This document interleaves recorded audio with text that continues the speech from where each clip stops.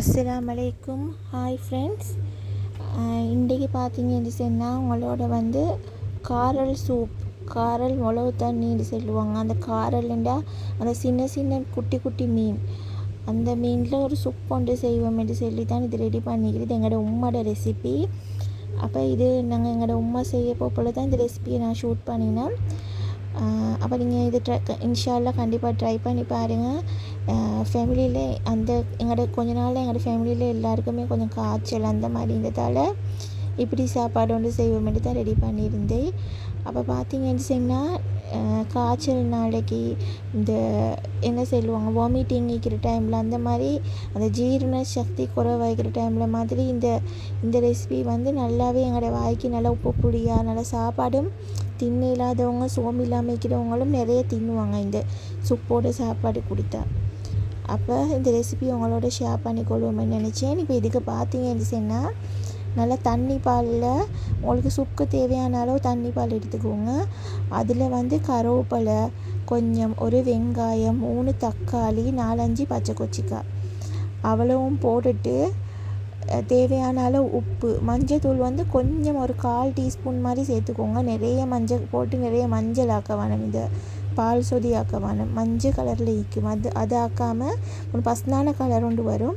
அப்போ கொஞ்சமாக 1/4 கரண்டி மஞ்சள் தூளும், நச்சீரம் என்றால் ஜீரகம் 1 டீஸ்பூனும், பெப்பர் 1 டீஸ்பூனும்.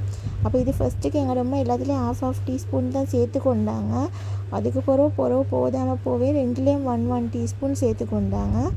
அப்போ இதெல்லாம் போட்டு இந்த தக்காளிக்காய் வெங்காயம் எல்லாம் நல்லா கையால் போட்டு பிசைஞ்சி விடணும். நான் சொன்னேன் பாருங்கள், பெப்பர் போதாத மாதிரி நான் கொஞ்சம் டேஸ்ட் பார்த்து எங்களுக்கு ஏற்ற மாதிரி அட்ஜஸ்ட் பண்ணிக்கொள்ள தான் இருக்குது.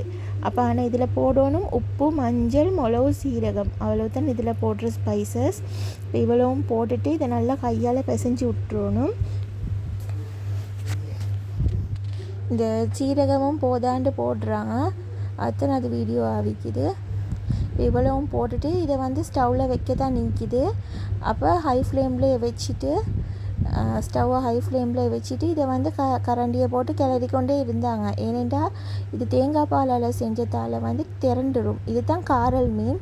பாருங்கள், இதை குட்டி குட்டியாக இருக்குது. இது தான் காரல் மீன். இங்கே 500 கிராம்ஸ் காரல் மீன் துப்புராக்கி வச்சுக்கிறோம் க்ளீன் பண்ணி. அப்போ நாங்கள் இந்த ஸ்பூனை போட்டு இந்த மாதிரி இதை கிளறி விட்டு கொண்டே ஈக்கணும். இல்லாட்டி இந்த பால் திரண்டுடும். அப்போ நீங்கள் இந்த பால் சோதியோ என்னமோ தேங்காய் பாலை ஊற்றி செய்ய போல் எப்போவுமே இப்படி கரண்டியை போட்டு கிளறி கொண்டே இருங்க.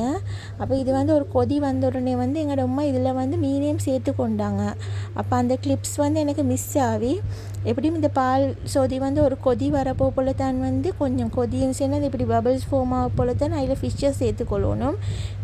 ஃபஸ்ட்டுக்கே ஃபிஷ்ஷை போட்டு நாங்கள் அதை கொதிக்க விட்டு கொண்டிருக்க போல் ஃபிஷ்ஷும் உடையும், மற்றது அந்த பிலால் நாற்றம் அடிக்கும் அந்த மிளகு தண்ணியில்.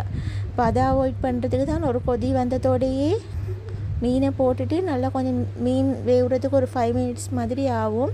அப்போ அதுக்காட்டியும் கொஞ்சம் இப்படி கையால் மேலால் காட்டுற மாதிரி இந்த ஸ்பூனால் மேலால் தான் கிளறி விடணும்.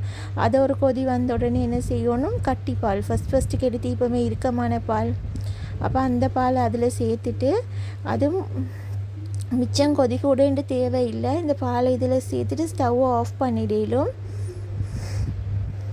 அப்போ இது தான் மிளகு தண்ணி, காரல் மிளகு தண்ணி, காரல் சூப் என்றும் சொல்லிடும்.